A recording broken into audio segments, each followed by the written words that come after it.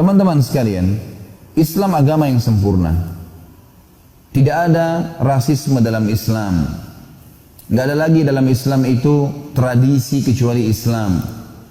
Dua hal ini yang paling mendasar menonjol dari agama yang telah Allah turunkan. Tidak ada rasisme. Tidak ada saya Arab, saya bule, saya Jawa, saya Bugis. Nggak ada dalam Islam. Habis semuanya itu. Rasisme tidak ada. Buktinya kita kalau sholat di saf pertama, di saf kedua, siapapun di sebelah kita, mau orang kulit hitam dari Afrika, mau orang Arab, mau orang Melayu, sama saja. Hukumnya berlaku sama. Dan sama syarat-syarat sholatnya. Tutup aurat, hadap kiblat, yang membatalkan sholatnya sama semuanya. Halal haramnya Allah berlaku. Haramnya mengkonsumsi babi bagi orang muslim di Indonesia, haram juga di Amerika, haram juga di Jazirah Arab. Gak ada bedanya. Maka dalam Islam tidak ada rasisme. Dan ini perlu digarisbawahi teman-teman sekalian. Jangan pernah munculkan rasisme sedikit pun. Tidak boleh. Haram dalam agama. Dan ini harus dibangkitkan. Tidak boleh ada rasisme. Terus saya ulangi kalimat ini teman-teman sekalian. Karena yang mematikan umat Islam justru kena rasisme. Saya dari suku ini, saya dari sini, kamu pendatang, saya orang di sini. Ini semua tidak ada dalam Islam. Semua ini buminya Allah. Dan Allah membuat beragam suku, macam bahasa, perbedaan fisik, paras wajah, warna kulit ini untuk variasi kehidupan. Agar orang-orang manusia ini sadar ada penciptanya Allah yang memiliki keajaiban yang luar biasa. Dalam sebuah riwayat sahih, renungi baik-baik riwayat ini teman-teman sekalian. Pernah satu kali habis sholat asar, ada seorang dari Ansar, dari asli orang Madinah, sahabat Nabi mulia. Selesai sholat asar, lagi ngumpul-ngumpul, ngobrol-ngobrol di depan masjid Nabi SAW. Lalu ada satu orang dari Ansar bercanda, cuman bercanda. Dia bilang sama teman-teman dari Ansar asli Madinah, yuk orang Ansar kesini yuk kita kumpul-kumpul. Lalu sambil bercanda dan dia mengatakan orang muhajirin nggak boleh ikut-ikut ya. Ini pendatang nih, muhajir dari Mekah jangan ikut-ikut ke sini. Tapi sambil ketawa gitu bercanda. Teman-teman dari muhajirin juga melihat hal yang sama. Oh bercanda nih. Ada satu orang bercanda mengatakan, hai orang-orang muhajirin kesini ya, ngumpul-ngumpul. Ansar nggak boleh ikut-ikut ya. Sambil mereka tertawa-tawa gitu, senyum saja. Waktu Nabi SAW keluar, guru dan kiai kita teman-teman sekalian, Nabi penutup. Beliau orang yang diutus oleh Allah untuk menyempurnakan agamanya. Keluar, wajah beliau memerah. Langsung tiba-tiba Nabi SAW marah dan berkata, da'ha fa innaha mumtinah. Tinggalkan rasisme seperti ini karena ini yang membinasakan kalian. Padahal cuma bercanda sahabat. Gak boleh, bercanda pun gak boleh. Gak ada dalam Islam itu, selesai. Mau pendek, mau tinggi, mau dari suku apapun, mau cacat, mau sempurna, mau kaya, mau miskin, mau penjabat atau orang biasa, dalam Islam tidak ada perbedaan. Kecuali dengan ketakwaan. Dan sabda Nabi SAW masyhur, la farqa bainal arabi wa ajami illa bittaqwa. Enggak ada perbedaan antara orang Arab dan orang Ajam kecuali dengan ketakwaan. Jelas. Firman Allah SWT juga mengatakan jelas sekali, a'udzubillahi minasyaitonirrajim, ya ayyuhan nas, hai sekalian manusia, inna khalaqnakum min dzakarin wa untha wa ja'alnakum syu'uban wa qabaila lita'arafu inna akramakum indallahi atqakum. Hai sekalian manusia, kami telah ciptakan kalian dari laki-laki dan perempuan, tidak ada jenis kelamin yang ketiga, laki-laki dan perempuan saja. Dan kami menjadikan kalian berbangsa-bangsa dan bersuku-suku, beda bahasa, beda warna kulit, beda warna rambut, beda paras wajah, agar kalian saling mengenal. Kata para ulama, lita'arafu, makna yang paling tepat adalah agar kalian saling mengenal siapa pencipta kalian, Allah.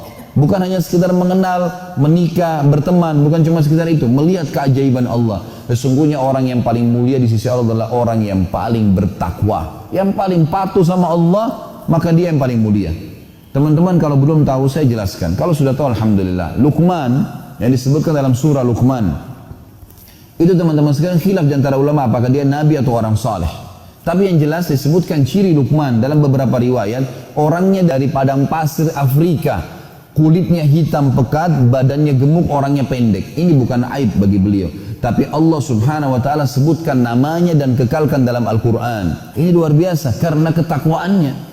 Bilal radhiyallahu anhu dulu seorang budak Habasyah, diperjualbelikan, dipukul, dicambuk di Mekah. Tapi setelah masuk Islam teman-teman sekalian dimuliakan oleh Allah. Sampai kata Nabi SAW, wahai Bilal, apa yang kau lakukan sampai terompah sendalmu saya dengarkan di surga sementara kau masih di sini. Kata Bilal radhiyallahu anhu sambil menangis, ya Rasulullah, saya tidak kerjakan apa-apa kecuali setiap habis wudu saya selalu kerjakan sholat 2 rakaat. sampai keluarlah sunnah wudu itu. Tapi di sini kita lihat Allah SWT muliakan. Umar bin Khattab pernah mengutus Bilal kepada Khalid bin Walid di panca peperangan dari Madinah. Kata Umar, wahai Bilal, pergilah ke sana. Sengaja Umar bin Khattab mengutus Bilal, pergilah ke sana. Karena di pasukannya Khalid bin Walid ini banyak ikut orang-orang Quraisy. Karena dianggap Khalid bin Walid ini adalah orang yang dulu orang kaya raya, pejabatnya Mekah, sekarang masuk Islam, maka banyak orang yang mau ikut di pasukannya karena dianggap dia orang yang punya kedudukan di jahiliyah dan juga sekarang gitu kan. Mulailah muncul sedikit rasisme, muncul sedikit perasaan lebih baik. Gitu. Maka Umar radhiyallahu anhu mendengar itu, Umar ingin menghancurkan rasisme ini. Dia utus Bilal dari Madinah. Kebetulan sampai informasi ke Umar radhiyallahu anhu bahwasanya Khalid bin Walid berkhianat dalam masalah ghanimah. Ada ghanimah yang disembunyikan. Padahal ini cuma dusta, fitnah. Umar radhiyallahu anhu sudah tahu siapa Khalid bin Walid. Enggak mungkin, ini sahabat Nabi yang mulia, jujur, amanah. Tapi Umar ingin menunjukkan sebuah poin yang lain.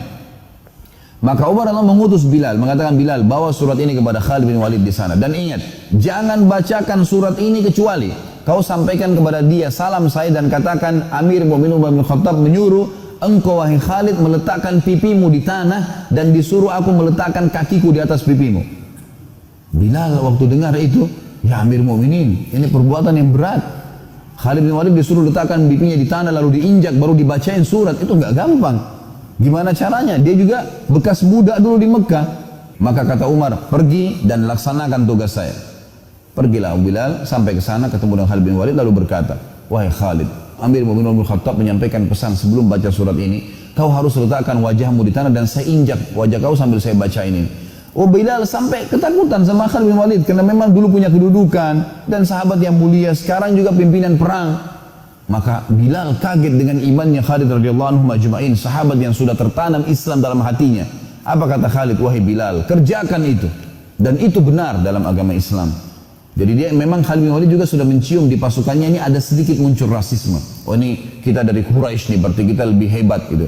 Maka Khalid bin Walid keluar memegang tangan Bilal sambil berkata, wahai pasukanku, Bilal, sahabat Nabi yang mulia dan tidak ada lagi rasisme dalam Islam, telah diutus oleh Amir Mu'minin untuk memastikan apakah saya berkhianat dalam ghanimah atau tidak dan bertanya kepada saya. Dan pesan Amir Mu'minin Umar bin Khattab agar saya meletakkan pipi saya di tanah dan disuruh Bilal menginjaknya sambil membacakan risalah Amir Mu'minin. Maka Bilal akan melakukan dengan izin saya, maka tidak boleh ada yang marah dengan dia.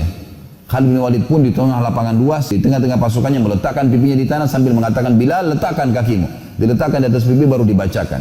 Suratnya Umar bin Khattab. Ditanya dari Amir Mu'minin bin Khattab kepada ya pimpinan perang Khalid bin Walid, apakah benar sampai kepada saya berita kau berkhianat dalam ghanimah? Jawab iya atau tidak. Maka Khalid mengatakan tidak, tapi sambil diinjak pipinya oleh Bilal radhiyallahu anhu majma'in.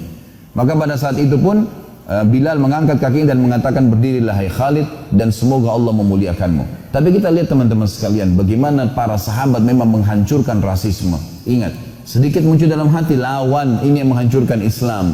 Karena tidak ada perbedaan teman-teman. Anda pergi ke Afrika, tetap azan duhur, sholatnya duhur sama. Anda pergi ke Jazirah Arab sama. Tuhan kita satu, ya. Kiblat kita satu, Nabi kita satu, Quran kita satu. Kenapa harus ada perselisihan? Nggak ada perselisihan sebenarnya, semestinya nggak ada perselisihan. Dan perlu diperbaiki teman-teman sekalian, hadis yang sering disampaikan, mohon maaf, bahkan kadang-kadang dengan sebagian dai kita, ikhtilaf ummati rahmah. Ini hadis dusta, maudhu, bohong. Tidak pernah Nabi SAW sampaikan. Anda kembalikan ke buku-buku hadis, masuk dalam maudhu'at, hadis dusta. Masa Nabi SAW mengatakan ikhtilaf umatku rahmah? Dari mana ini? Berarti kita disuruh berselisih dong kalau gitu. Mana dengan hadis-hadis Nabi yang sahih yang menyuruh kita bersatu? Kata Nabi SAW, orang mukmin seperti satu taman, saling menyatukan pohonnya satu sama yang lain. Orang mukmin seperti satu jasad, kalau luka sedikit maka akan seluruh badannya merasa demam. Itu kan hadis persatuan semuanya. Lalu kenapa kok bisa ada hadis yang seperti ini? Seakan-akan disuruh berselisih. Ini nggak mungkin teman-teman sekalian. Jadi harusnya kita paham, kita harus punya satu kesepakatan. Dan sudah ada rujukan Al-Quran dan Sunnah. Kalau ada ulama berselisih pendapat tentang masalah furu'iyah, cabang-cabang yang memang dari dalil mereka berselisih pendapat dalam masalah itu, maka biarkan orang memilihnya.